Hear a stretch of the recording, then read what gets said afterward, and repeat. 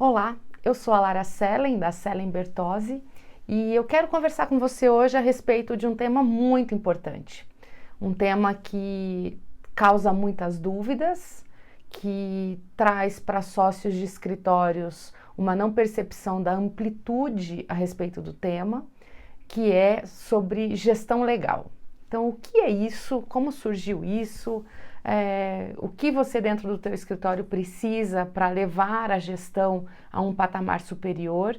E é sobre isso que eu quero falar com você. Muito bem, vamos fazer só uma digressão histórica aqui para você entender como chegamos a 2020, como chegamos aos conceitos de gestão legal que nós temos hoje. Na prática, no racional, a gestão sempre aconteceu dentro dos escritórios, de maneira talvez não preparada, talvez não organizada, talvez não racional, mas ela sempre aconteceu, na medida em que um escritório, por menor que ele seja, acaba recebendo clientes, acaba recebendo honorários, acaba tendo uma programação de trabalho. Se começar a trazer pessoas para trabalhar dentro do escritório, você já tem que fazer uma gestão de equipe. Então, a gestão ela sempre aconteceu, só que não de uma forma tão organizada como nós temos hoje. Tudo começa nos Estados Unidos, a parte de, vamos dizer assim, de racionalizar isso, tornar isso uma profissão, tornar isso uma ciência. Na década de 70, administradores de escritórios de advocacia acabaram se reunindo e formando uma associação chamada Associação de Administradores Legais, a ALA, Association of Legal Administrators. Muito bem. De lá para cá, muita produção de conteúdo, por quê? Porque aqueles administradores precisavam se ajudar, eles não eram necessariamente advogados e precisavam lidar com a figura do advogado, que é uma figura especial, vamos chamar assim. Ele tem características especiais, ele tem uma dinâmica de trabalho especial, e isso faz com que quem não é do meio acabe tendo uma certa dificuldade para lidar, normal. Muito bem, esses administradores começaram a criar um network muito forte, criar produção intelectual muito forte, estudar matérias específicas, já que a gestão, quando ela é aplicada numa empresa tradicional, ela tem a mesma base teórica, porém, quando a gente traz isso para a advocacia, nós temos nuances aí que precisam ser observadas, e não dá para a gente fazer com a administração de um escritório como se administra um restaurante, por exemplo, apesar de termos aí paralelamente o tratamento dos mesmos tipos de assunto, mas o negócio é completamente diferente, nós não podemos esquecer disso. Pois bem, trazemos até aqui, o Brasil acaba evoluindo nesse tema quando nos anos 90 os escritórios acabam tendo um grande crescimento por conta daquele boom de privatizações nos anos 90, caminhamos para os anos 2000, onde as primeiras literaturas começam a acontecer no Brasil, sobre planejamento estratégico, sobre marketing jurídico, sobre gestão especificamente tratada para a advocacia, e na medida em que chegamos mais próximos de nós aqui, temos o advento cada vez mais forte da tecnologia e escritórios cada vez maiores com estruturas de equipes, enfim, e uma complexidade que foi aumentando no passar do tempo, tá? Então, essa digressão histórica ela é muito importante porque nós precisamos saber que a gente não chegou aqui do nada, né? Existe toda uma evolução de trabalho. E aí a gente olha para um escritório sob dois grandes pontos de vista. O ponto de vista estratégico e o ponto de vista tático. A gestão ela vai caminhar dentro desses dois grandes universos que estão completamente interconectados.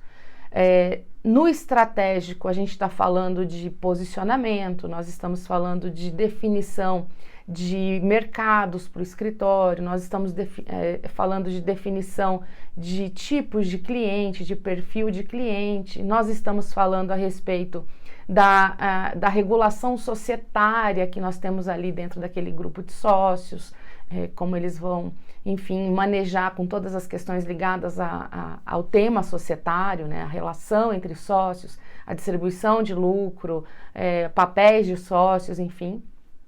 E nós temos as questões também ligadas a planejamento. Então, essas são esses são os temas que têm a ver com esse olhar estratégico que sócios precisam ter em relação ao escritório e sua história e o que eles pretendem atingir enquanto uma organização que não é feita para durar pouco tempo. Muito bem, feito isso, definidas essas bases, definidos esses critérios de alinhamento, né, de acordo entre os sócios, é hora de partir para o campo tático. O que é isso?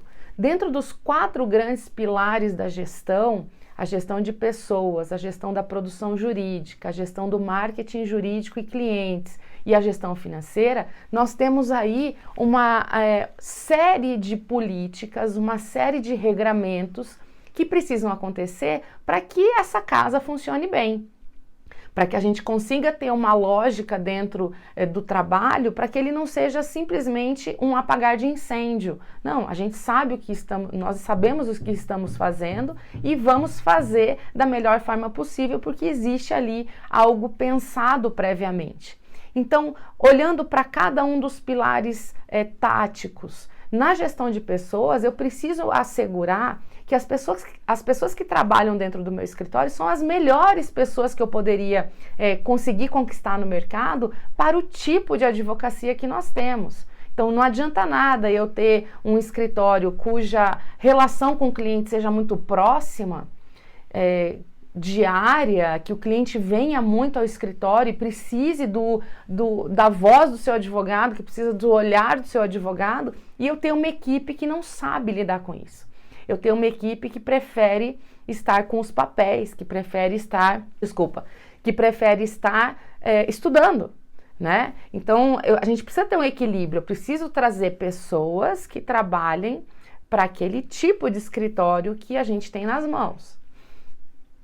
Dito isso, a gente tem que alinhar questões de remuneração, questões de crescimento na carreira, questões de motivação, de treinamentos, de liderança, de coordenação de equipes. Isso tudo precisa estar combinado, senão vira realmente uma coisa muito bagunçada. E aí, tudo que decorre do trabalho acaba sendo bagunçado, porque o ponto principal aí do tático, o início das coisas, são as pessoas. Sem pessoas não existe escritório. E com isso a gente parte para o segundo pilar, que é o pilar da produção jurídica propriamente dita. Então, essa equipe que eu escolhi, que tem a ver exatamente com aquilo que eu ofereço para o meu cliente, precisa fazer uma entrega boa desses trabalhos, sejam eles quais forem, dentro das características, mais uma vez, daquele escritório que estrategicamente eu montei com os meus sócios.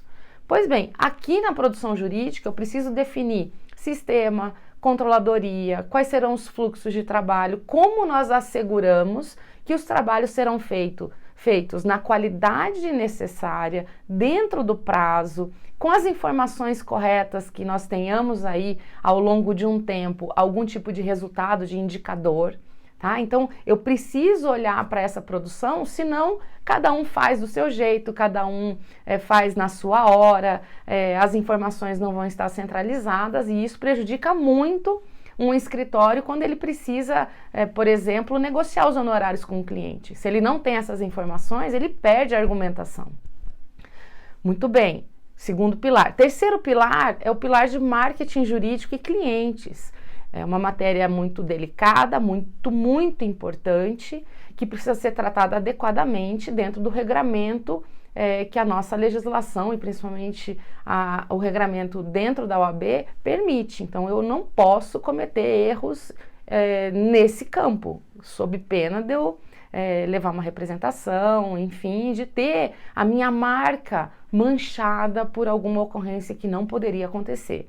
Então, além de conhecer toda essa legislação, eu preciso trabalhar no marketing jurídico continuamente. Eu preciso fazer relacionamento com o meu cliente continuamente e da forma mais inteligente possível, convertendo em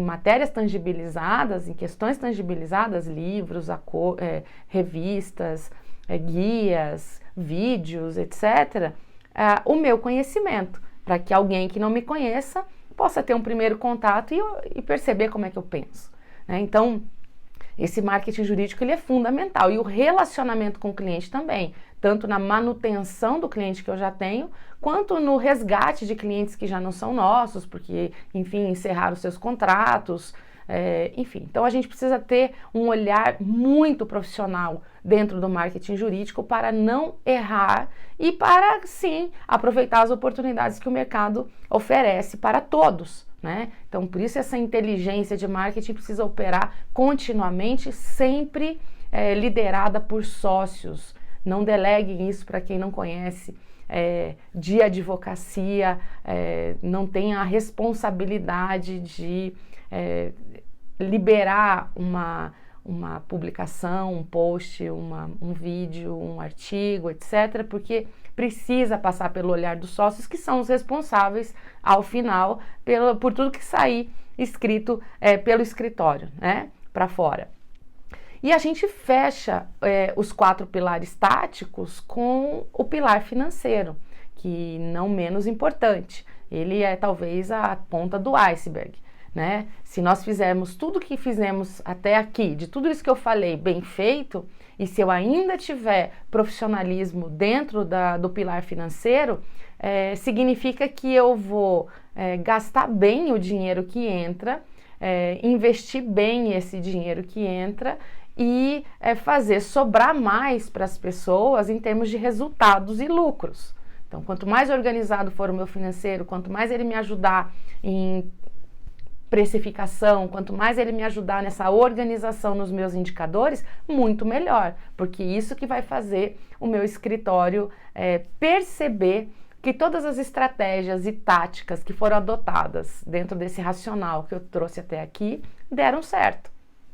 E aí ter um financeiro organizado é fundamental, não tenha dúvida disso. Então, essa é a gestão legal, que precisa ser acompanhada para e passo por sócios, que, como eu disse, são os empreendedores, os donos da casa, e tem que assumir essas responsabilidades, faz parte, né? É uma das funções de ser sócio, é fazer a gestão, e que tudo isso ocorra da forma mais encadeada possível, para que nós possamos ter as melhores pessoas trabalhando conosco, desempenhando os melhores trabalhos dentro daquilo que faz sentido para o nosso cliente, para aquilo que nós oferecemos para o mercado, que eu tenha um relacionamento bom com esses clientes, para que eles percebam a qualidade desse trabalho e o quanto nós temos de massa crítica dentro do escritório, e que financeiramente a gente consiga realmente ter um resultado visível, tangível de todo o nosso trabalho,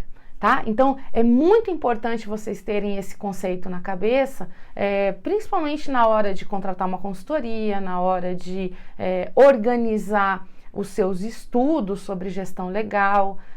Então, eu quis trazer isso para vocês, para a gente poder realmente saber do que estamos falando, se somos um sócio, se somos uma sócia de um escritório de advocacia, tá? Então eu fico por aqui e espero vocês para o próximo vídeo do nosso canal.